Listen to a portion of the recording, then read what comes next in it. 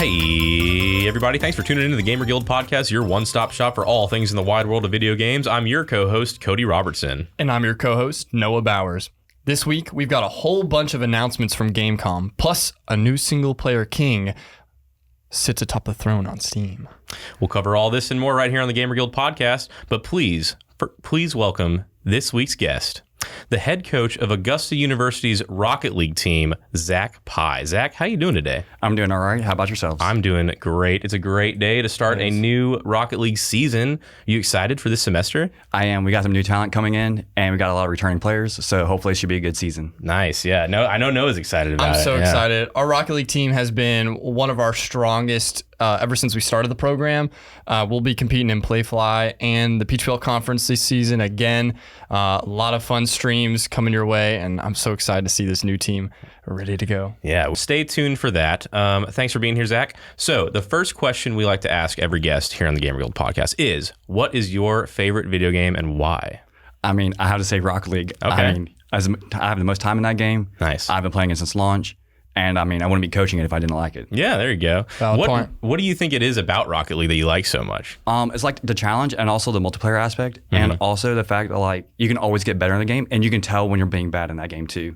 Yeah, for sure. Yeah. The feedback is instantaneous. Yeah, I can always tell when I'm playing bad. It's often. So yeah, I've dipped my toes in it a couple times. I'm not good at all. Not even casually good, I don't think. Really? No, I don't think so. No, Okay. not at all. Well, I mean, well, I play online against people that are like as good as me because that's kind of how it works. So, right. I don't know. But if I played against someone like Zack, I would absolutely get decimated, I'm sure. Yeah, you definitely would. Absolutely. I don't know if you would score a goal. No, to be honest. I don't think so. He would have to make a terrible mistake. I'll say this with Rocket League.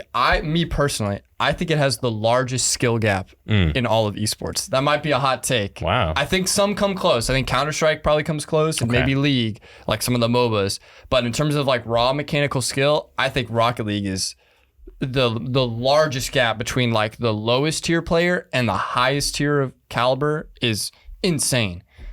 So yeah, 100%. I love Rocket League. Dude, it's competitive. It's competitive. It's fun to watch the streams, fun to watch the matches. Super fun to follow the season, man. Especially Rocket League season. It's Rocket League season. Let's go. It's Rocket League season. All right, Noah, can you tell us a little bit about you guys are going to have tryouts coming up, right? Okay, Yes. Can you talk a little bit about that? What's going on there? Yeah, so we're going to be hosting them this weekend when this podcast comes out. If we have more interest afterwards, we might host a second round on the following weekend.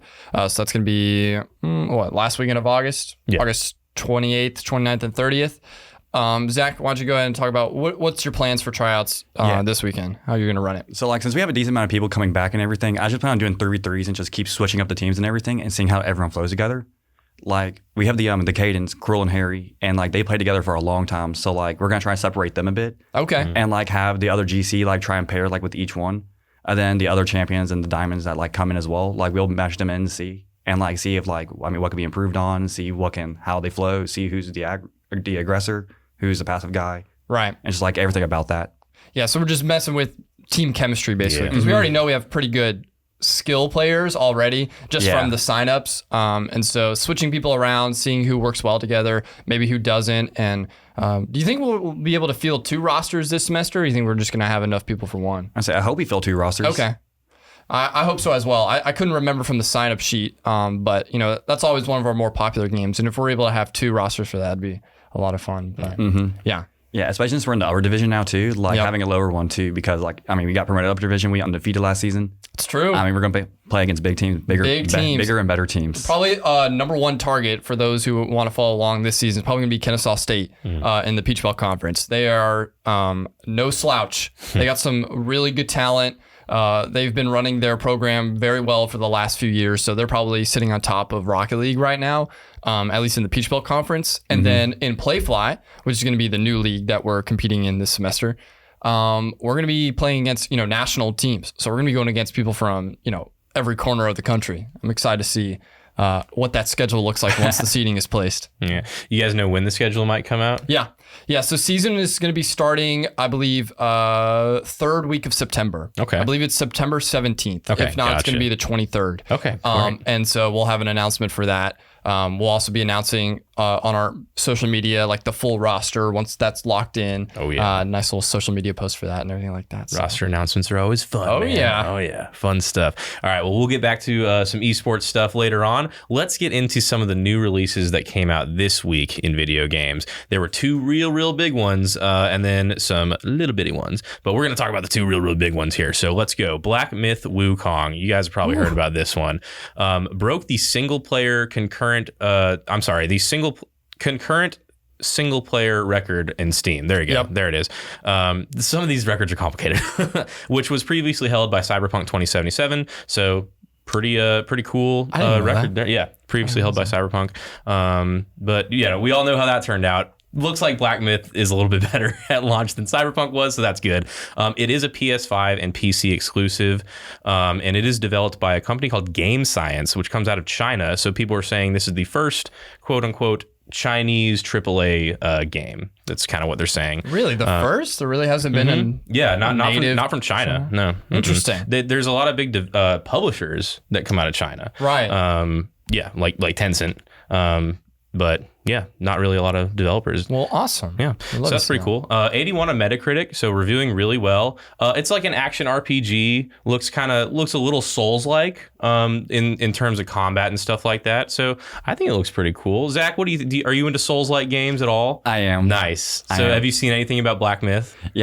Yeah, I have. I think it looks really cool. Like, I mean, I saw some introduction of like the very first bosses and everything, and like it just looks absolutely amazing. Yeah, I think the creature design looks really cool. I think beautiful. And so the plot is based on Journey to the West, the classical Chinese novel. Yep. So that's pretty cool too. Chinese culture being showcased as well. Huge cultural influence. In China. Yeah, influenced Dragon Ball Z. Yeah, 100%. Influenced Dragon Ball Z. A lot of media. Yeah, has a really lot of come from manga and stuff like that came out of that novel. So pretty sweet to see it represented in a video game, and pretty cool to see like fighting like mythological stuff in that setting. It's pretty cool. And you play as like a monkey dude, and that's pretty cool looking too. Sun Wukong. Yeah. Awesome. Pretty sweet. I saw a gameplay for this, watched some of the opening cinematics and some of the boss fights and combat as well. You know, I'd be cautious to say it's a Souls-like. Honestly, I think it's more similar to the most recent God of War games. Okay. Where it's more of like there's parrying and stuff like that, but it's not nearly as in-depth or punishing as like Sekiro or Elden Ring. It's more similar to like there's combos that you can do, and you have a lot of abilities as Sun Wukong, and when you gain like different gear and stuff like that, it gets more powerful. So I'd say it's a little bit more casual than Elden Ring or Sekiro, but it looks phenomenal. Animations are really crisp. The graphics looks phenomenal. It does have an English dub, but I believe it's made for Chinese language, Mandarin, I believe. And so that's pretty cool that they've made it, a huge international release for their first big, drop as a studio. Yeah, 100%. And like I said, it's reviewing really well. Yeah. It looks really cool. I think the creature design is really cool. The character design in it, I think it's really awesome. It looks pretty good. Looks like my kind of game. You know what I mean? Yeah, it's on my wish list already. Nice. I do want to try it out. When I first saw the trailer, I can't even remember how long ago, maybe 2 years ago or so, I was like, yeah, this one's going to be a hit. Yeah, it really got a lot of hype behind the first trailer that dropped for sure. I'm trying to look up. I don't think it's a full price game. It's $60, not $70, so that's nice. It's not bad. I guess that's a $10 discount these days, right? So hey, we take what we can get. Yeah, right. There you go. Yeah, well, all right, there you go. There's Black Myth Wukong, $60, not $70. It's on PS5 and PC from Game Science, a studio from China, which is pretty cool. I don't think you said what the record was for most players, but I believe it's 2.2 million at the same time. That sounds right. Yeah, I think you're right. There's a little over 2 million players online at the same time on release. So pretty crazy. Just an insane drop for a game. And I mean, that's, $60 times 2.2 million. That's not a bad paycheck. So they making some money. Yeah, congrats to the devs on a successful release. I'm really excited to see more content from that. Yeah, that's going to be awesome. I don't know if it has New Game Plus or anything like that. I haven't That's dived typically something they'll add like later on. But, so I would assume no, but I'm excited to see if they develop it further, or if they add like DLC or what. I mean, right now they can kind of rest on their laurels, I think, for a little bit. But yeah, definitely check that out if you guys are interested. All right, good stuff. Black Myth Wukong, check it out. It's on PS5 and PC, $60, not $70. Made it rhyme anytime. All right, here's the next one. Here's a big one that came out today. So we actually don't have a lot of review numbers for it because it's coming out right now. Concord, the new hero shooter from Sony, but it's really developed by Firewalk Studios, which is a new studio owned by Sony, but it's like a Sony IP, and that's what people know it as. It's kind of, people are calling it like Sony's Overwatch, that kind of situation. But it's from Firewalk Studio. It's got a lot of veteran developers from the Destiny series, which is pretty nice. It's previewing pretty well, I've seen so far, like as a game. But we really don't know much about it, and it's releasing today, so I guess we'll find out. Zach, any thoughts on? Are you into hero shooters at all? Anything like Concord? Yeah, I am. I do play Overwatch. Oh, okay, there you go. Nice. So, are you excited for a little competition? Or Yeah, I am, because like Overwatch, like it can feel kind of stale sometimes. Yeah, and like the game's been around for so long, and like there's issues with the game with how it is right now, which is why they're kind of introducing the 6v6 back. Right. Mm-hmm. So like it'd be nice to have that competition back. Yeah, for sure. Yeah, maybe Blizzard needs to stay on their toes a little bit more with all this discourse, especially when Overwatch 2 came out, all the discourse with that. Jeez Louise. Noah, I know you were looking into Concord a little bit. I was. And so what have you seen about it? Are you excited about this at all? I know you're a little pessimistic about it. I'm not usually into hero shooters. I have played a lot of the original Overwatch, and I've played Overwatch 2. I haven't tried Marvel Rivals out yet, but that one I think is basically going to be taking the place that Concord is trying to fill. Okay. Yeah. I talked to some people that were able to play the open beta earlier this year in July, asked what they thought of it. And basically, Sony's trying to do a similar thing that they did with Helldivers, where they have like a little free-to-play beta, build up hype, and then they drop it for $40. Helldivers released at the same time, or the same way with $40. The only problem is everything Concord is competing with is free-to-play. Yeah. 100%. Overwatch 2. Marvel Rivals is coming out December 6th, which we'll talk about later on the podcast, is also going to be free-to-play. This one is dropping at $40, and I'm going to be honest, it doesn't look like there's anything involved in it that differentiates it enough to be worth it. It looks like a template. Yeah. Or like a Wish.com. Like, and you know what I mean? I feel bad because this is the first game. This is the debut game for this studio. Yeah. And they've been working on this since 2018. Yeah. They were actually working on it independently, and then they got acquired by Sony. Oh, I didn't know that. Wow. Yes. So I think that is very telling on how this release is going. My guess is they probably maybe were on track to release it sooner than 2024. But with that new acquisition, there may have been some talks from the executives about what they want and maybe different design. That's just me speculating. Yeah. We haven't heard any delays or anything like that. But now that it's released, it's kind of just like almost like a little too late or too much too late. $40. I mean, $40 for that genre is just insane, I think. I mean, I don't know, man. But yeah, you're right. Free to play is the way with shooters like that for sure. Concord is, I guess, trying to break the mold in that regard. But yeah, you're right, Noah. I don't think it's gonna work. Marvel Rivals comes out in December. And yeah, you're right. I think that's kind of gonna do the thing that Concord wants to do. I don't know. What other multiplayer Sony things are there? There's Helldivers, right? And there's Concord now. What else is there? The Sony IP. Well, you think of anything? Destiny 2 is owned by Sony. You're right. They own Bungie now. Yeah, you're right. Yeah, so that's their big multiplayer game, really. Yeah. They're more traditionally single player. So this is the next step in Sony trying to be like, hey, we can do multiplayer too with Helldivers and now Concord, and it's Bring back Killzone, man. Like, oh, that's a deep cut. I like Killzone. You need a deep cut right now. You really do. You need to dig to the bottom of that barrel, guys. So we'll talk about some of the details real quick. It has an initial roster of 16 playable characters called Free Gunners, belonging to a spaceship called the North Star, which serves as a center for the player and includes weekly narrative updates that progress individual character arcs among the cast. So That's something interesting. They're trying to build like a story. The lore and the story of the game already built into the gameplay and the menus and stuff like that. That's pretty immersive. And Destiny was pretty good at that, I thought. So that makes sense. Yeah. And in fact, a lot of people, the whole upside to Overwatch 2 initially, when they said they were going to release it, was that it was going to be a PvE mode. And it was going to be putting forth the story and stuff like that. And everybody was like, oh, this is Pepperidge awesome. Farm remembers.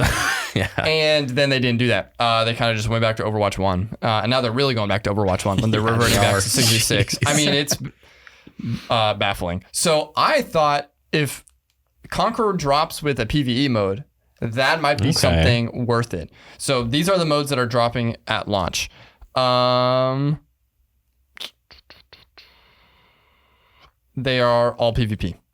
Nope, there you go. Includes 6 different game modes, which are further categorized as respawn-based and no respawn modes. So,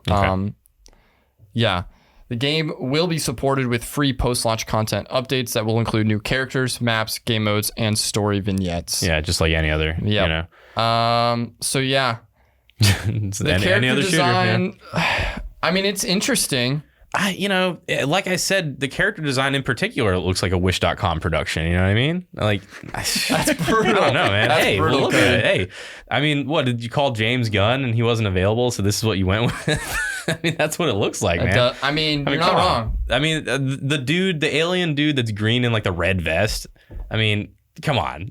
Anyone get? I don't know. I know, like. It's not impressive. People say, oh, anyone could do that. Yeah, but you didn't. Yeah, I get it. But like, I don't know. I think we could have done a little better than that. But especially for how long it was in development. And when you're trying to break into such a crowded space like this, maybe not so much crowded as in like the amount of games, which there has been a lot of games that have tried to break into this genre, but just like the pinnacle of that title. It's like trying to make an FPS game that's not Call of Duty or Battlefield. Yeah, it's just hard. Defiant tried that earlier this year, and it was successful, but the player base is just nowhere near the size of Call of Duty. Yeah. It's just too big. Yeah. You can't. You just can't. Yeah. It's insane.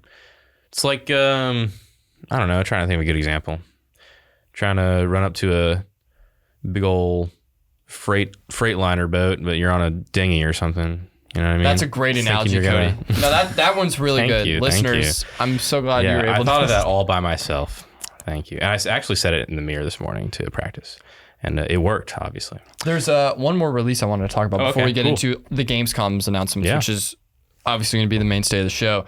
Splitgate 2 recently had an event. I don't know if you saw this. Did you see this, Zach? I did not. Okay. Did you play the first Splitgate? I did. I did as well. What did you think of it? I thought it was really fun. Like, I like to be able to go through portals and like do all that stuff. And like, I had a nice little a nice little twist to like shooters and everything because like you can actually get behind a flank and actually like still get back and not get punished for it that much. I really liked the portals mechanic. I also thought the map designs that incorporated that were really well done for a first title. Now, obviously, it was kind of rough around the edges in terms of like textures and stuff like that, maybe a little bit of the movement, but it was their first title, so I thought it was, just fine. So, and it's an older game too, so like... A little bit, yeah.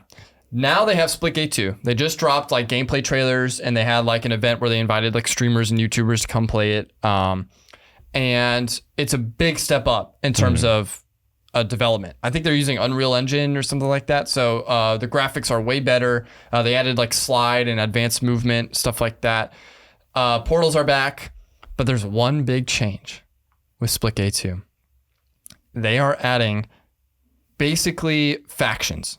There's 3 factions now, and they have abilities. And we're just talking about hero shooters. This is basically a hero shooter. It's not like Overwatch, but it's more similar like X Defiant, where you have factions that have abilities that you can use in addition to the guns and the portals in the game. And I get why they did it. It's the trend right now. But in my opinion, they probably didn't need to do it. Splitgate, you already have a concept that's novel enough by itself. Is an FPS with a portal gun. That's crazy. That's cool. I'm on board. But now there's 3 factions. There's one that has like a wall shield that just blocks all bullets, but you can shoot through it.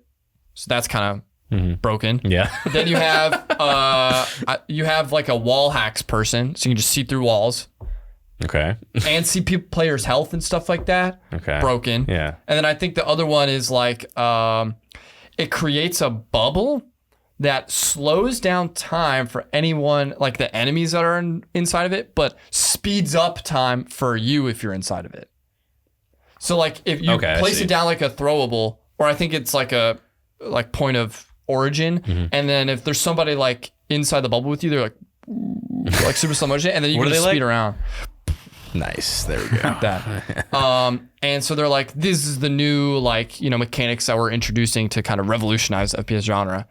And I'm curious to see how it'll stick. Nice. I really liked the first Splitgate. I thought the gunplay was really good. It was really classic arena shooter feel, like some of the original Halos. It was the closest we've got to that, I think, or Quake. But this one is a little bit more similar to some of the more recent shooters we've gotten, like X-Defiant. Okay.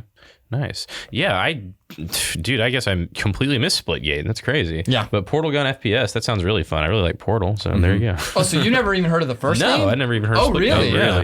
That's crazy. No, it was big. Really? I had like hundreds of hours in that game. 2019, huh? Early access. Oh, okay.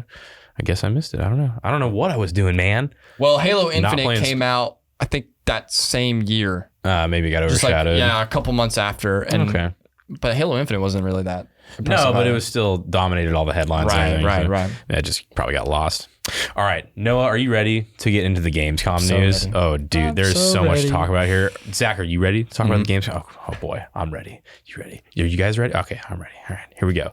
Let's get it started with the big boy, in my opinion, the big boy of Gamescom. You think this is the big boy? Well, I think it's the big boy of the things we're going to talk about. Oh, maybe. okay. Valid. Just in terms of the name. Oh, Civilization 7. Ooh, yes. We got a release date, releasing February 11th, 2025. So pretty soon, actually. Yep. I was kind of surprised. I was expecting like a year, but hey, pretty soon. Gwendolyn Christie is going to be the narrator for it. Gwendolyn Christie is, she played Brienne of Tarth in the Game of Thrones series, and she was also Captain Phasma in the new Disney Star Wars movies. So very, very good actress. Very good voice actress too, by the way. She does like a lot of audiobooks and stuff. And she did like a companion podcast for the Callisto Protocol, actually. Really? Yeah. I didn't know that. Yeah, and it was just like a little side story, and it was Gwendolyn Christie playing some random lady in that universe. Okay. Pretty cool. Cool. And then, they had Josh Duhamel playing the main character in the game, too, so pretty star-studded stuff. She was in the new Sandman show on Netflix as well. She sure was. I forgot about that. That's nice. It's a weird show, but it's good. I like that show a lot. I like the comics, too. Neil Gaiman, yeah, he's awesome. Brilliant.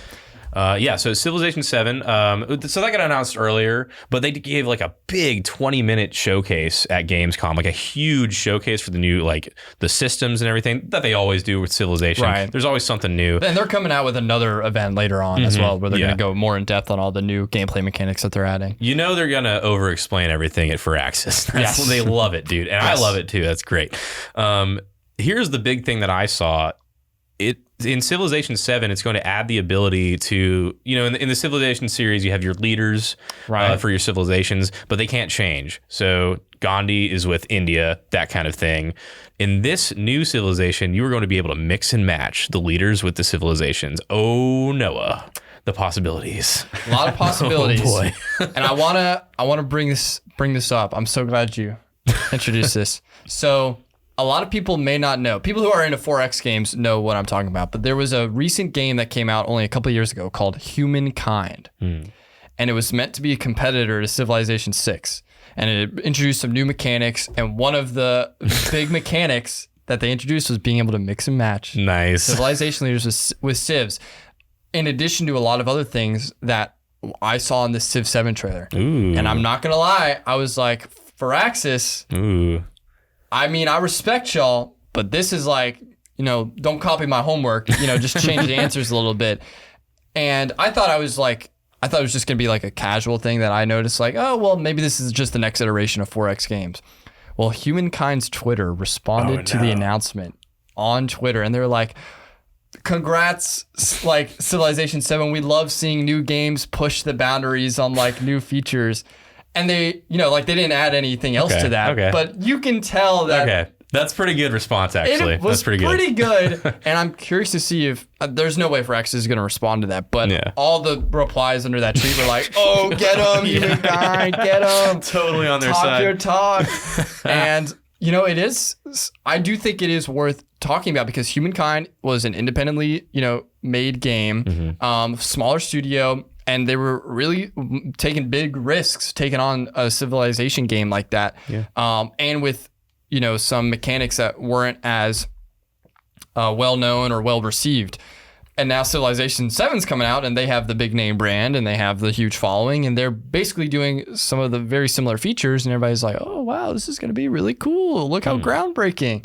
Yeah. Not saying it's going to be bad or that it's bad that they're incorporating these features, but it's similar to like an Android versus Apple thing where like Android will come out with like this new feature and it's like, on their Samsung or whatever.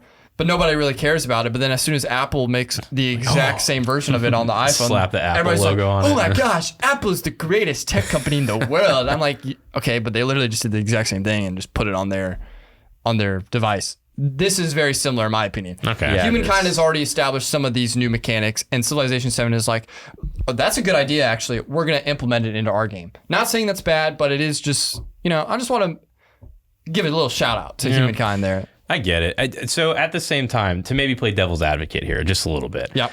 I think maybe just to use the example of mixing and matching leaders and civs, I think maybe that's not such a crazy leap that Civ would have just taken it anyway. You know what I mean? I don't think they would have. Okay, maybe not. To be honest. But, maybe that is like, okay, maybe they would have done that. But yeah, it is precarious that Humankind, when did it come out? What year? 2021. Okay, recent. Yeah, recent. Yeah, pretty recent. So it was after Civ 6. Yeah. So Civ 6 Humankind came out 17? Yeah, or 18 or something like that. Okay, yeah, something like that.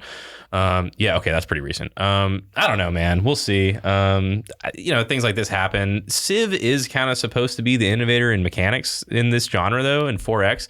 Like, what's his name? Sid Meier kind of like created the 4X genre. Right, yeah. So, it is a little weird to see them copy someone else's stuff. It's just a sign of the times, I think, because we really stayed on Civ 6 for a long time. Yeah, that's true. So I think it's just the fact that it's taken them so long to not catch up, but come back with a new title. Mm-hmm. And so now they're like, okay, we'll incorporate this new feature that's already been established in another game. And we're going to already bring back, features that, players already love. Now they are removing some features too from the recent game, like no more builders, which is like how you improve tiles and stuff like that. That's not going to be happening in this game.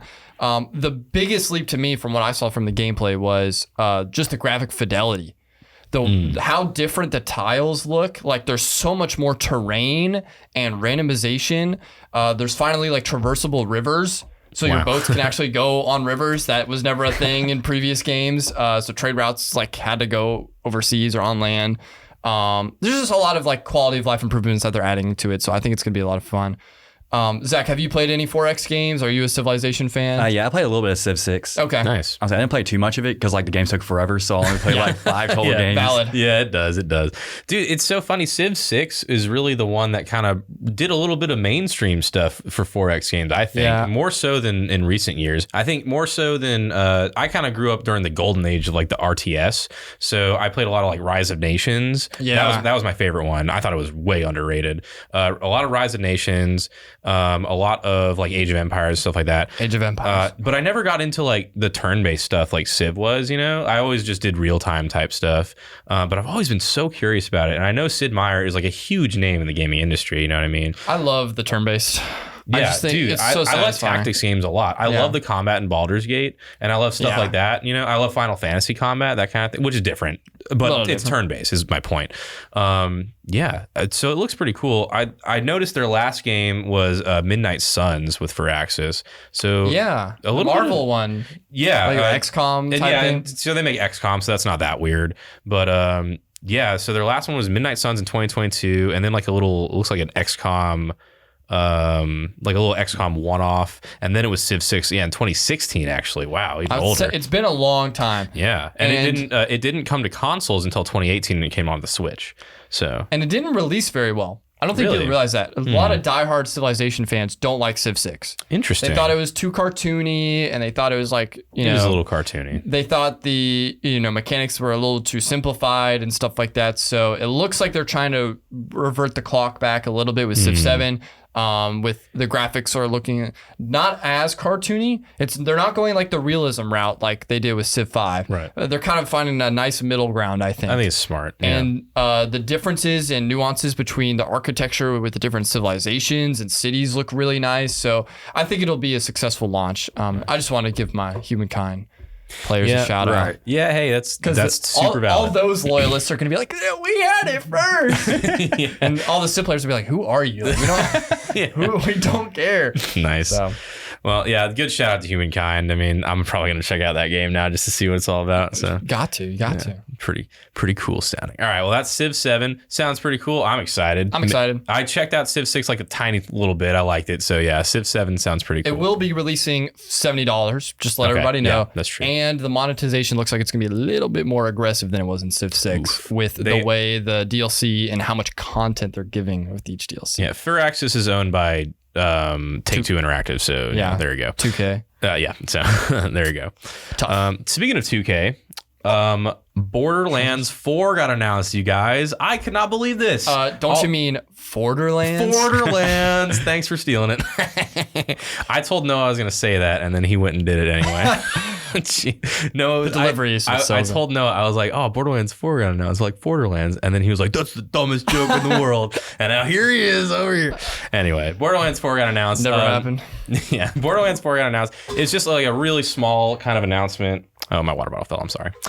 Really small announcement. Didn't really see any like gameplay or anything like that. It literally just, hey, Borderlands 4 is just a title happening. card, right? Yeah, just a title card. That was it.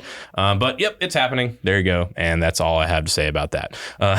I don't think we should say anymore. Do you play Borderlands? Have you played any of them? No, but I have so many friends who love Borderlands though, and they like still play it. They play like 2 still. Borderlands 2 is really good. Yeah. It holds up, so I can appreciate that. I definitely talked about it on the podcast last time because Borderlands 2 is one of the goated games for sure. It is. One of the best shooter RPGs that I can think of. Might be the best shooter Timeless RPG. classic, some would say. Definitely, dude. Definitely. But yeah, Borderlands 4, I'm excited. Just in time for the movie to absolutely flop. So that's cool. But yeah, Borderlands 4, cool. Borderlands 3 was kind of a miss. A lot of people thought. Yeah. So, but Borderlands 2 did really well. Borderlands 1 did pretty good. 2, like really, they hit their stride with 2. The pre-sequel was like okay, I thought. And then 3 was kind of a miss. And then, but Tiny Tina's, what is it? Tiny Tina's Wonderland. Yeah, that one was a pretty decent. Yeah, that one was really well received. So people are kind of hoping they do something similar to that, to Tiny Tina's, which I think would be good. Kind of going in a different direction than Borderlands 3. That'd be cool. So we'll see. But yeah, we don't know anything about it other than that. So I doubt it's going to be here for a while. Yeah, yeah. If they're doing just a title card, we're not going to see it for a long time. So there you go. But hey, it's out there. Borderlands fans, rejoice. Maybe we'll get something better than the movie. All right. Speaking of a low bar. Yeah, now it is. Speaking of franchises that are around right now, Dying Light the Beast was announced. So this is a little bit of a smaller one-off from the Dying Light studio. It's around 20 hours of gameplay, they said. So that's not bad. Yeah. So apparently they were working on like a DLC for Dying Light 2, and they just kind of Miles Morales it, basically. They kind of just turned it into its own game. But hey, 20 hours of gameplay is pretty good. Not sure how much it's going to release for, but it is going to be paid if you have, get ready for this, it's really long, it's a mouthful. If you have Dying Light 2 Stay Human Ultimate Edition, you can get this for free. So congratulations. Really? Yep, there you go. That's pretty cool. I was surprised to see this announcement, by the way. I did watch the trailer, and they showed a little bit of gameplay in the trailer, I think, but mostly it was like in-game engine stuff. But Dying Light is an underrated series. It really is. Have you played it? Yeah, I have. They're all really fun. Both of them are. The parkour system in that is next level. It's the parkour one. Okay. I was trying to remember. Okay, it's great. a parkour, melee combat, kind of like open world exploration. I really liked the first one. I only played a little bit of the second one, but it was kind of just more of the same. And they had some really good like iteration quality of life updates on that as well. Yeah, they basically just had more movement in the second one. Yeah, I think the story in the first one was just a little better. Which one did you like more? I like the first one more. Like, I mean, me and my friend, we beat both of them. Yeah. And like the first one was just much more satisfying to play. And that one had co-op, right? There's online co-op for, I think it was both of them, where you can play through the story with your friends. Nice. It's so cool. Yeah. Talk about scary too. The nighttime in those games. Oh yeah. Nah, it's That's next level zombie design. And some of the mobs were pretty rough. They were pretty tough. Yeah. Underrated game. Some really good gameplay. The world design is really fun. The story can sometimes leave a bit to be desired, but the main character, which was the big draw with this, is that you're coming back and playing as the main character from the first game. Okay. And that's going to be really cool to see. So good on them for like dropping this. I didn't even know they were developing anything, but this is really cool. Surprise. Yeah. They're a good studio, and I'll probably check this one out for sure. Yeah, fun stuff. Yeah, I totally didn't put together that Dying Light was the parkour zombie game. Yeah. I was like, oh yeah, the parkour. So I heard Dying Light 2 wasn't as well received, and I'll see if you guys agree, because of the nighttime mechanics. They said, I heard, the discourse online was basically, the nighttime mechanics are a lot easier in Dying Light 2, so it takes the risk out of the whole, like, I have to go out at night to get the good stuff kind of thing. So that was the consensus I heard. What do you guys think? They kind of made it more appealing, I guess, to casual fans, because to be honest, the first game is pretty punishing. Okay. Yeah. Like, if you just play it like, with no concern for your safety or life, like, you will get destroyed. There's no sympathy. But I think that's a nice turn of pace from zombie games, I think. Okay. Because we're so used to like the wave-based zombie games where you're just mowing down like hundreds of zombies, or you have like the really small scale stuff like Last of Us where, it's a story game. So when you die, you can just play again. But Dying Light 2 is also a story game, but like the gameplay is just so visceral. And if you mess up, there's no one to help you. Nice. No one. Nope. I'm sure the first person helps kind of with that immersion, It's disorienting at first, I thought, but you get used to it. And then when you find that first like jump scare, you hear something like in the alleyway. And when it's dark in that game, it's dark. Nice. No light. Sounds fun. Man. So good. Yeah, I got to check it out. Yeah. Nice. It's probably, probably not very expensive right now. It's pretty old now. So, all right, there's Dying Light the Beast, a little 20-hour video game for all you Dying Light fans out there. And if you own Dying Light 2 Stay Human Ultimate Edition, you can get it for free. And I'm not sure what the release date is. That will be forthcoming. All right, moving on. Indiana Jones and the Great Circle. This was announced a while ago from Machine Games, the Bethesda-owned Microsoft studio that makes the Wolfenstein series. Okay. So they're really good at making Nazis, which is why they're doing Indiana Jones. Oh, makes sense. I'm assuming. It's releasing December 9th, 2024. Here's the semi-big news about it. It's also coming to PS5.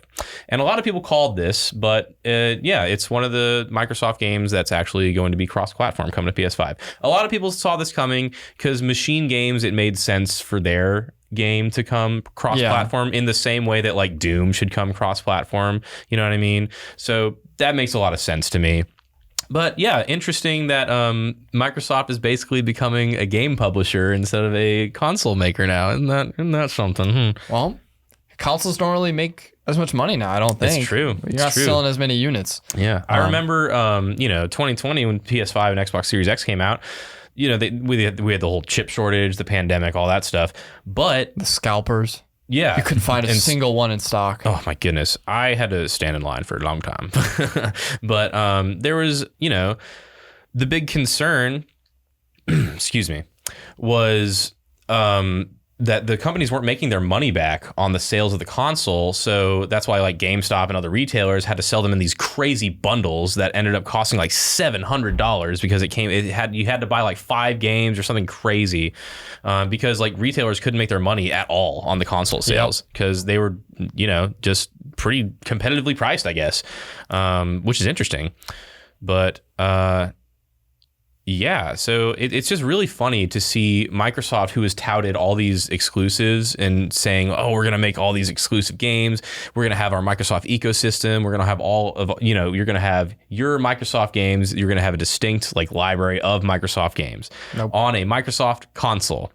And now it seems to be, that pendulum is shifting to kind of the same way that DVDs went to, streaming services and Netflix. It's kind of going that way. So I think Microsoft's maybe just jumping it a little bit. And I mean, we're unhappy with it as consumers, I think, as a Microsoft fan or as a Microsoft consumer, I could see why you would be upset with them going to cross platforms. I think it's a win for the gaming industry though, because more players can play the games. Yeah. So I think console exclusivity is probably just going to go completely away eventually. Which I think is good. Yeah.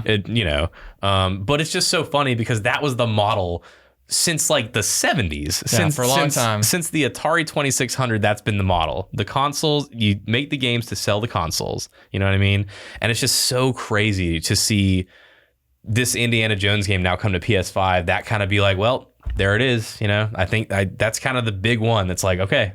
That's the one. Do we know anything like story-wise about this Indiana Jones game? Like, is it canon or is it in between any of the movies or is this its own separate thing? Oh, man. There is something about the lore in this that they did in a trailer, but I can't remember where it fits in. Okay. Dude. It's classic indie, so it's before like Kingdom of the Crystal Skull and all that. I'm pretty sure. Yeah. Man, but between like Raiders of the Lost Ark and like Last Crusade, I'm not sure. I think it's somewhere in there though. So like classic indie kind of timeline. But dude, yeah, I'm excited for Indiana Jones and the Great Circle. I was a little concerned because it's first person. Machine Games makes first person games, so it makes sense. But I thought it was weird to see an Indiana Jones game be in first person. But then I saw the trailer. I was like, okay, I think it looks pretty good actually. So, we'll see. Yeah, we will see. But I'm curious. Wolfenstein is pretty good developer, so they're pretty decent when it comes to stuff. So I'm optimistic for that for sure. Are you planning on playing the Indiana Jones games? I plan on trying it, but I'm not gonna lie. The last Indiana Jones game I played was like the Lego Indiana Jones. That's good. Nice. You didn't like it? I liked it. Oh, you like okay? That was just the last one I played. Oh, there you go. Yeah, so probably a little different. I played. There was an Indiana Jones game on like the Super Nintendo that was pretty popular. Really? Yeah, I can't remember what it was called. Oh, geez, it's gonna drive me crazy. No, I'll look it up later. Don't worry. But that was probably the last one I played. But I probably skipped the Lego one. But Lego games are great. But Indiana Jones and the Great Circle releasing December 9th on, I guess, PS5 and Xbox and PC. PC. So there you go. Not Switch. You know, it's funny. Once again, all these games that are coming out, they're probably not going to be on the Switch. No. So, yeah. So we can just assume going forward, I'll say it obviously, but we'll just assume going forward, none of these games are going to come to the Switch. Sorry, Nintendo fans. Yeah, sorry. Well, they get pretty good games. It's true. They have Smash. Right. They do. Yeah, they got Smash. I was playing Mario Kart. I was playing Tears of the Kingdom last night. So there you go. All right, here we go. We were just talking about this. Marvel Rivals comes out December 6th. All heroes are going to be free to play, which is a really great change of pace in this genre, I think. Noah, what do you think? I know you've been looking into Marvel Rivals a lot. So I haven't played it. I've been watching it, and I actually have a close friend that played like the beta and everything like that. So he's been really involved with it. And I thought it was going to be flipped initially. I thought Marvel Rivals was going to be the one crashing and burning, and Concord was going to have a chance when we first saw the announcements for him. Now that all the information has come out and we're getting close to release, it has completely changed. So Concord is basically going to be DOA, unfortunately. And Marvel Rivals has built an incredible fan base already of players. I thought, there was a lot of, anytime a hero shooter's announced, they're like, oh yeah, hero shooter, look at that. So that was kind of the feeling when Rivals got announced. But then people are like, oh, it actually looks pretty good. I guess it's the powers that they're involving with their characters and like their duo system where you certain characters can link up and add more abilities to each other. They just have some fresh ideas in there. And I mean, to be fair, it's got a massive IP behind it. Yeah, the Marvel superhero gauntlet. People will buy anything that says Marvel on it. Good Lord. So. Yeah, that's just free money, just printing it. So also the fact that it's, got some quality gameplay to it. It's definitely built for the casual audience. Doesn't really look that competitive or built for esports or anything like that. But it looks like a casual hero shooter with, a huge array of heroes to play that are all going to be free forever is what they said initially. And that looks like it's going to be a huge competitor to Overwatch when it comes out. When was it? December 11th? 6th, December 6th. Yeah. 25 characters, and they will all be free to play. That's a lot. That's a lot of characters. Wow, man, I'm excited. Zach, any interest in Marvel Rivals at all? Yeah, since I played Overwatch, like I kind of enjoyed that, but like it was like kind of like what I was saying, it's kind of competitive, it's kind of sweaty, it's kind of like very team based, and you gotta like really like know what you're doing in order to be good at the game. So it's a nice change of pace to have kind of a more casual game like that, but like still also be able to play like friends and everything, and still like group up and like make the ability changes and everything, which I think is a fresh new idea, which is gonna be it's pretty cool. Solid. Yeah, it's pretty cool, and it looks like, at least from the gameplay, like any character pretty much seems viable at this point in the game. There's not really a meta. You can pretty much pick up any legend and be just as competent when it comes to like team fights or solo fights. All the abilities seem pretty well balanced. Which is pretty hard for these type of games since there's so many different characters and like there's so much you gotta take an aspect and like I mean you gotta balance all 25 characters. That's a lot. Like That's so many. And I'm just so surprised by this because it's being developed by NetEase Games, which is a mobile game developer that used to make like ports for like iOS and Android games. Dude, I heard they were developing this, and I was like, "Oh, it's a mobile game." I thought it was like, a mobile game too. I thought it was a mobile game. Yeah, that's so funny. Oh man, I thought it was like going to be a mobile fighting game because Marvel Rivals. So I was like, okay, mobile fighting game. Can we talk about that too? Why is it called Rivals? Yeah, that's not a good name. Sorry, I don't get it. I don't. What are they? What should it be called? That's a good question. Probably like Marvel Shooters. That's awful. Marvel. I don't know enough about like Marvel comic book titles to like come up with it. Yeah, probably be good to do a little homage, something like Marvel Multiverse or something like that. Multiverse Madness. That's the Doctor Strange name. That is. Also, Warner Brothers took Multiverses, which is a pretty good name. That's a good name. That is a good name for a fighting game. That's phenomenal work from their marketing team. You think Marvel's like, oh man, are you kidding me though? Yeah, like, we shouldn't use it in the Doctor Strange. I don't get it. Marvel Rivals. What's their card game that they have on Marvel Snap? That's a great name for a card game. Snap, because it's snappy. You know? Yeah, it's good. Yeah, I think Marvel it's Rivals. We'll put that in the. We'll do a poll this week. We'll do a poll. What should Marvel Rivals actually be called? And I have a crazy read. Since we just said Marvel Snap, and this is developed by NetEase Games. I think this was meant to be a mobile game. You think so? And then when they were developing it, they were like, "Oh, you know what? We could do this. We could do this on any, and it's gonna sell." Huh. Because it's the same thing. Marvel Snap, it's a one-word title. Marvel Rivals, Marvel Snap, NetEase Games. Who makes Marvel Snap? I think it's a different developer. No, yeah, it is. It's shoot. Oh, dude, the guy that made Hearthstone. I'm pretty sure. Really? Yeah, I think so. That's crazy. It's gonna drive me crazy. I'm sorry. I still play Ben Hearthstone. Brody. Yeah, Ben Brody. Yeah. Game director of Hearthstone 2018. There you go. Hearthstone is phenomenal too. I sunk a lot of hours into that game. Yeah, I still play it. You still play it? I still play it. That's so good. Hearthstone's great, dude. It is. Yeah, Ben Brody's a very he's quite a character. So he's always at like events and stuff, promoting stuff. He's pretty cool. So yeah, but he made Hearthstone and Marvel Snap. He's a very, very good developer. All right. Good for him. But yeah, Marvel Rivals coming out December 6th, free to play, all characters free. I'm gonna try that out. It's free. It's not locked behind. It's not $40.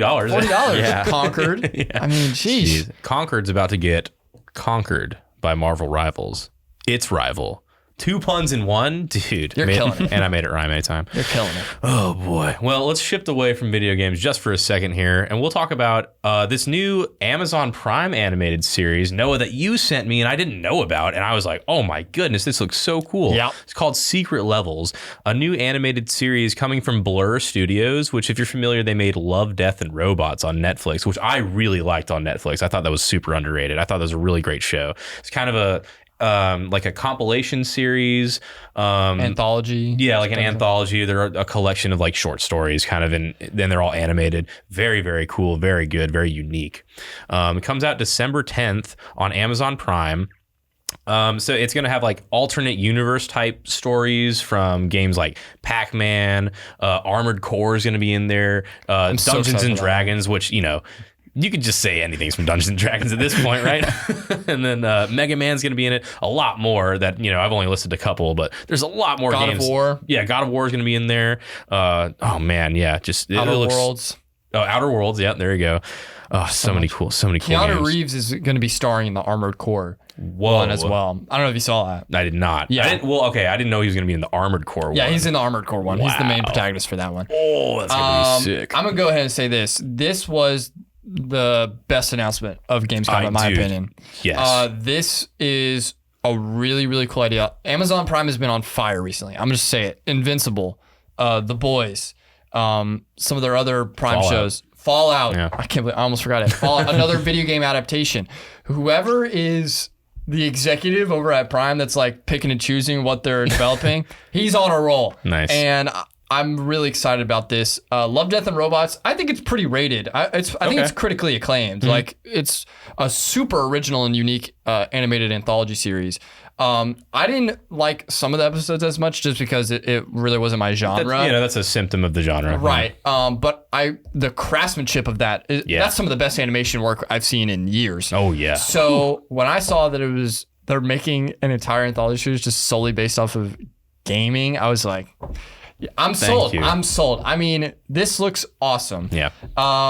We already talked about some of the titles that are going to be in there. Outer Worlds, God of War, Dungeons & Dragons, Mega Man, Armored Core. It's going to be great. I'm so excited for this. Zach, what are your thoughts on it? Did you see the trailer? I think I posted it in the Discord. I haven't, but this is my first time hearing about it. And like I will say, like with having all those big names into it and everything, it sounds really cool. And like there's a lot of hype behind it. It's what it sounds like. And like I'm definitely going to check it out. Oh, Warhammer. Yeah, Warhammer. They're having a Warhammer episode as well. Check out this throwback. Unreal Tournament. What? Yeah, that's a throwback, That's dude. crazy. Man, that's back in my day, baby.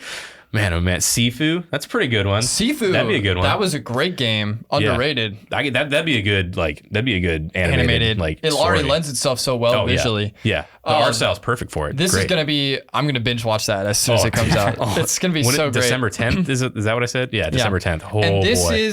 This is what I want to see from video game adaptations. After we already had the absolute garbage fire that was the Borderlands movie.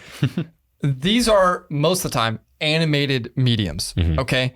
And so they lend themselves perfectly to animated adaptations. There's some games that you can do live action stuff and it'll work. Last of Us is another example. Some other single player games will probably work.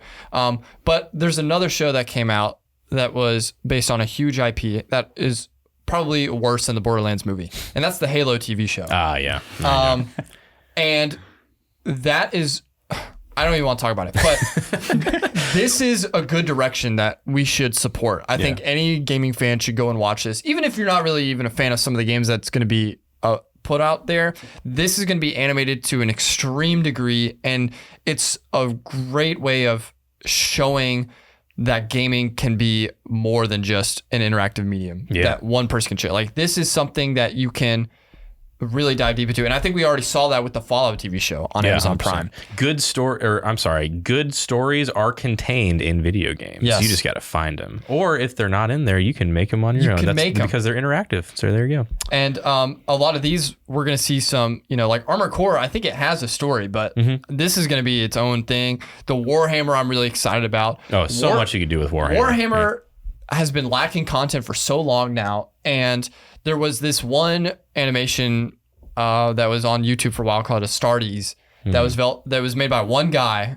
I don't know have you seen this? I need to send you the link. Okay. It got taken down on YouTube because it was so well done that he got offered a job by Warhammer. Nice. And so he took it. But then that's the good ending. When he took that job, I think with whatever contract he signed, he basically let them gain control of that video, and they took it down. Oh, well. Because they were like, well, it's our IP. We want to do like our own stuff with it. I get it. But from the small glimpse that we saw in this teaser trailer it's called Secret Levels, by the way. I don't know if we name dropped it. It looks very similar to his animation style. So I think this is maybe something that they were working with for him, and he probably got a team as well because it was just one guy that made it. And I'm just so excited. I love animation. I think it's the best art form in general, in my opinion. And so to see it like paired with gaming, it's going to be awesome. Can't wait. Sweet. Awesome. Well, we'll all get together on December 10th and watch it. Maybe I'll talk to Bazille. We'll rent out the Maxwell Theater. Ooh, yeah. That'll be like, that'd be pretty cool. That'd be dope, actually. Jasmine? Won't classes be done? Classes will be done. Might be finals that week, but little final. He needs to study for them, right? I'm saying we got Secret Levels coming out. Well, speaking of some secret levels that have nothing to do with secret levels, another game got announced that I'm really excited about, and this is just a title card again: Mafia: The Old Country. So the Mafia series, published by 2K, kind of like a GTA-ish open world situation, but the first two games were based in like 1920s, I think like Chicago, very mobsterish. And then the third game, which was really popular, it was based in like a fictional New Orleans, in like the 60s, and you play like a Vietnam vet that comes back home. Really, really good series. I like those games a lot. And the last thing we got after Mafia 3 was like a pretty bad remaster of Mafia 1 and 2. So I'm excited to see something new made around anytime again. So Mafia: The Old Country, like I said, just had a title card, no release date, just announcement. But the Old Country, a lot of people were speculating, refers to maybe it's going to be set in Italy. That would be pretty sweet. Interesting. Yeah, a little Godfather Part 2 vibes, you know? That'd be pretty cool. Yeah, so I'm excited for that. But once again, that's all we know about it. Have you guys played the Mafia games at all? Zach, you played any Mafia games? I have not. No? Just a card game. Do what? Just a card game. Just the card game. That's a great game. That's a great game, actually. That's the one we're talking about. yeah. This new one, Mafia: The Old Country, it's like Mafia 2. Yeah, it's the card game. Yeah, but no, you played Mafia at all? I haven't played Mafia. I've seen some gameplay for it. Not really my type of game, Okay. but that's definitely cool for the Mafia fans. Yeah. I'm sure they weren't expecting a drop this time, so that's really cool to see for them. And you know, it kind of got buried under all the Gamescom news, so I didn't see it for a long time. And I was like, oh my god, a new Mafia game, no way. But yeah, Mafia is like, dude, that's just my kind of game. It's like right in my wheelhouse, dude. Open world, kind of run around. You can do whatever you want, but there's a pretty robust story there too. So pretty sweet. Yeah, I'm excited for that. Mafia: The Old Country, no release date, just an announcement. So we'll hear more about it soon, I'm sure. All right, here's the last two real quick. Masters of Albion got announced, and this is a new game from Peter Molyneux. And if you know who Peter Molyneux is, you've been through hard times. Peter Molyneux made a game in the 90s made the early 2000s called Black and White, which was a strategy game that's it's in the genre called God games, where it's like you can play God, that kind of thing. But it's basically just a strategy game. And he also made the Fable series, which if you remember when Fable came out, was kind of a bit of a No Man's Sky situation where a lot was overpromised and they didn't quite deliver. They were pretty good games, but they just didn't quite deliver on, oh yeah, your choices are really going to affect the outcome of the game. Yeah. That was kind of the big thing. Well, this is a new, and Fable wasn't a God game. Fable was an RPG. But the point is, he kind of made some promises that didn't really get delivered, and that's kind of his reputation right now. So that's Peter Molyneux.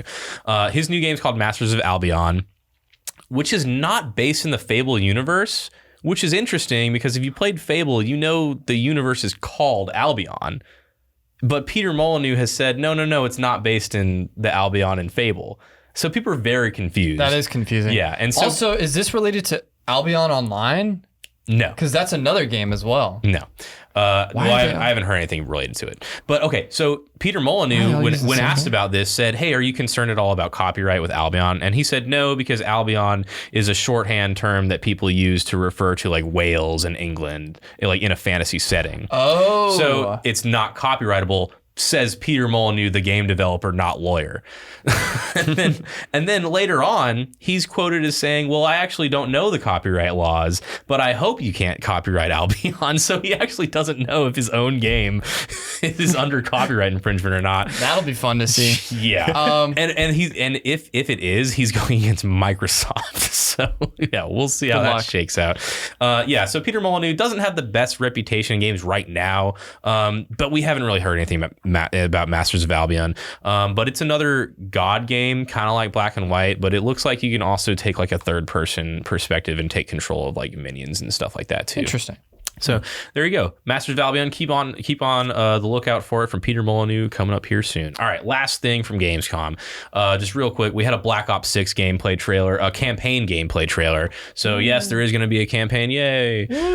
People were excited because Modern Warfare 3's campaign was awful. I thought it was like a 4-hour campaign. And it was like not good at all. Really? 4 hours? That's it? It was 4 or 5. I'm pretty sure it was really bad.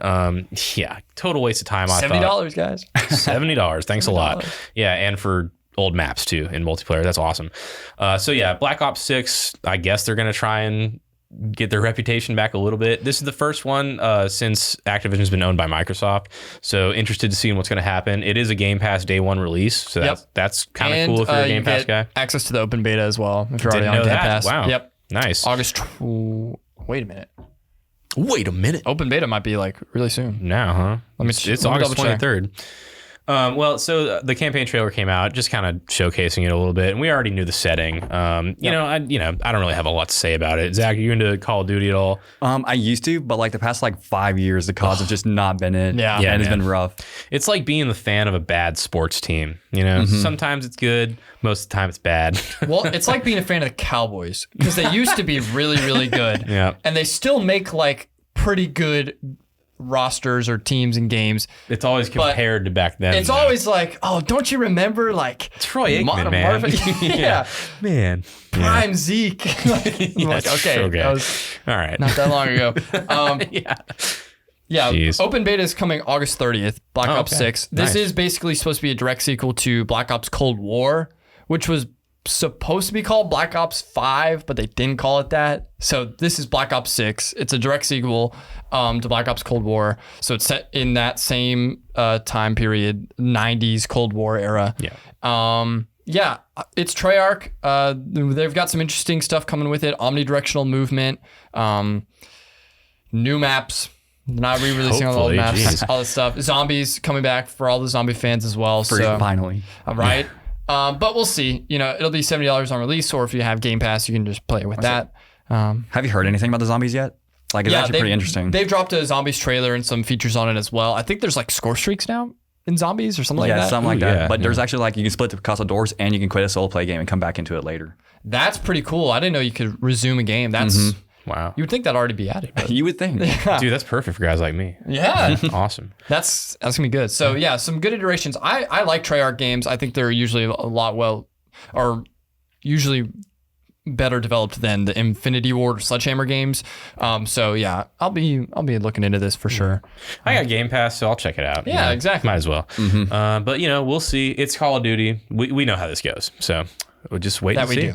All right, that's it for the news. Now, before we move on to some Rocket League in esports talk, I did want to bring this up real quick. I went out to my local GameStop against my better judgment. They still exist, guys. And I bought the last issue of Game Informer. Here it is. The very last issue of Game Informer. I cannot believe it's come to this. And you know what? I opened this magazine. Here's what it says on the first page, guys. I almost burst into tears. Here's what it says.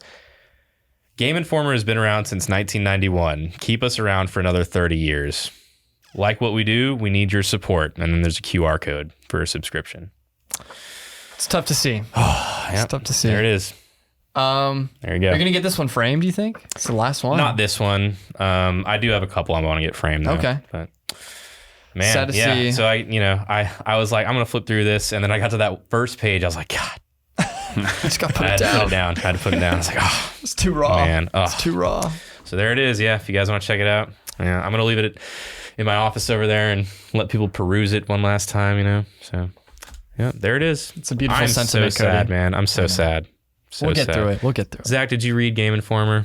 I used to a little bit. They used to have like cheat codes on it and everything for like certain games. They sure did, man. They sure did, Zach. I remember. Oh, God. What have you done to him? Where's my no emotions cheat code right now? Oh my God. He's inconsolable. Yeah. Dude, yeah, man. Like cheat codes. It had I remember it had the fan art section. That was always really cool. Pretty cool. That was always cool. Yeah, that was pretty fun. Oh, and the covers were so good. Always the good. covers are so cool. Yeah, like I said last week, the cover I want to get is the Halo 2 preview. So I'll see if I can track that down on like eBay or something. Probably shot up in price by now. So Probably. We'll see.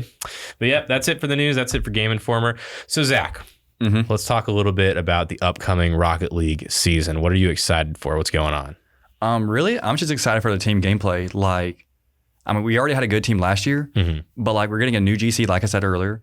And like he seems to have promised potential because he seems to actually sit around GC. He's been posting in Discord a little bit. And like he said he went on a 7-game loss streak, but like he went from GC to C3. So like it seems like that he sits more GC than C3, which is always nice. Yeah. Because like the difference between GC and C3 is kind of like, there's kind of a big gap. It's interesting because like I feel like every rank, like it feels the same until there's that wall. And then that wall is like, there's big steps. And they kind of change depending season to season where like what division it lies in, whether it's C3 or GC2. But yeah, when you have somebody that's living in and around the grand champion levels, that's a decent player. And I'm really excited to get him involved. Yeah, I'm just excited. That roster is going to be really fun to watch. Yeah. We got 5 GCs now, so. Whoa. Yeah, we got a roster, that's for sure. We'll be playing in PBC. Now we're promoted, so we're going to be going against the big dogs. And I'm excited to show them what we got. Yeah. And over summer, we did some scrims and everything. And like we faced some higher end schools, and like we faced some GC2s and some GC3s. And we held our own against them. We actually won some games off them, won some series off them. So like, I'm excited to kind of see how it goes off. It's going to be great. And Zach, why don't you talk a little bit about your Rocket League journey? Because you weren't always a Rocket League esport athlete or coach here for us here at Augusta University. Where did you start things off in your college career? For Rocket League or just for gaming in general, and then like how did you come here to Augusta University? I mean, like, it's kind of interesting because I've always liked games. I've been playing since since I was like really young. Yeah. I just remember playing on my little Game Boy and then continuing on and doing the games and everything. But like I've always I made academics first because that's how it should be and everything. And I always did my homework in school instead of paying attention to class, so that way I can come home and game. That's time management right there. Right? Perfect. Skills. Right? And then when Rocket League came out, I played the beta, and I was like, man, this game's great. And then I just played it for so long. And then when I got to my first year of college, though, I kind of had to quit because I was playing college football, and I had to give it up for a bit because when I went to Georgia Tech, and when you play college football, you have 0 time. It is absolutely horrendous. No, the schedules are really brutal for D1 athletes for sure. What position did you play? Outside linebacker. Whoa. Dang. All right. Yeah, I would say it was 5 to 8 in the mornings, 3 to 9 afternoons. But the nice thing you had was in between that was class times, and you also get your own private tutors. So it was pretty cool. Nice. You get your own private tutor? Yeah. Oh, that's pretty nice. Yeah, it helped, but it's because it was still hard. Yeah, for sure. So you played outside linebacker at Georgia Tech. Now you're here at Augusta University. How'd that transition happen? Yeah, well, a couple of things happened. I broke my leg. So that obviously that hurts. Yeah. So and then COVID happened at the same time. So it was kind of a double whammy. So I was all right, no scholarship. Why stay at Georgia Tech? I can come back home to my hometown and just finish my degree at Augusta University.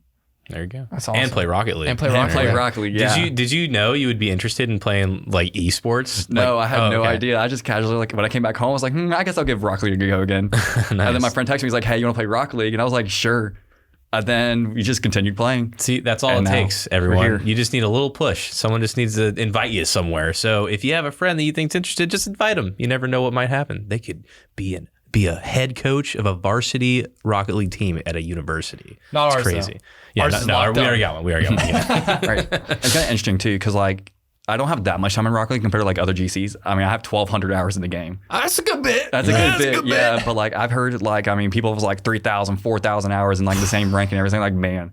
So it's kind of interesting because I feel because I did sports, I have that natural hand-eye coordination as well, and I was good at sports and everything. Right. So it just kind of naturally transferred over to a controller and everything. And do you think being a part of a team like that, like an actual football team, translates as well to being as part of an esports team where you have to rely on player-to-player communication? I would say I noticed with a lot of games, there's always those gamers who always want to be the solo player. They always want to play the hero. They're always the one that dives in, but they always lose the 1v3. Right. And then they put the rest of the team in a bad situation though. But being with a team though, and especially as an outside linebacker, you really got to play well with your D-line, but you also can't screw over your backfield. The safeties either because they can't get beat, but you got to stop them from getting hit from a lineman or any running backs getting upfield or anything. You don't want them making tackles. So do you think those skills that you learned there, they've helped you become a better Rocket League player? I would say so because you got to make your decision making too. Because if you have someone who's naturally always in the lines and in the front lines, if you're playing defense or offense, as those linemen, they're naturally just going to be. They're always on the front lines. Right. You're always going to be pushed up and everything. So when you're pushed up, you got to sit back a little bit more. And that transfers naturally to Rocket League because if someone's in the air, you don't go. You just let them be, and then you just kind of wait, and then you eventually take your turn.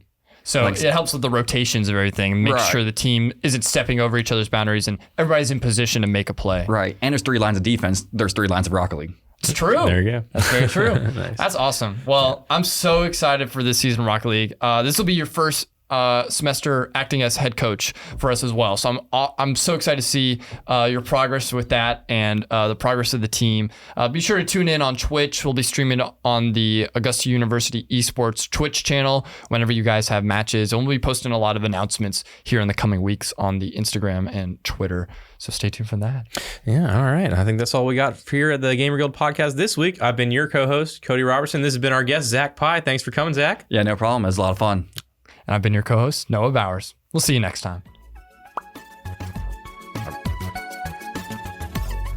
The Gamer Guild podcast is recorded at Augusta University's TVC lab. Our producer is Jasmine Garcia. Music is by Ethan Balducci. The opinions stated are that of the individual and not Augusta University.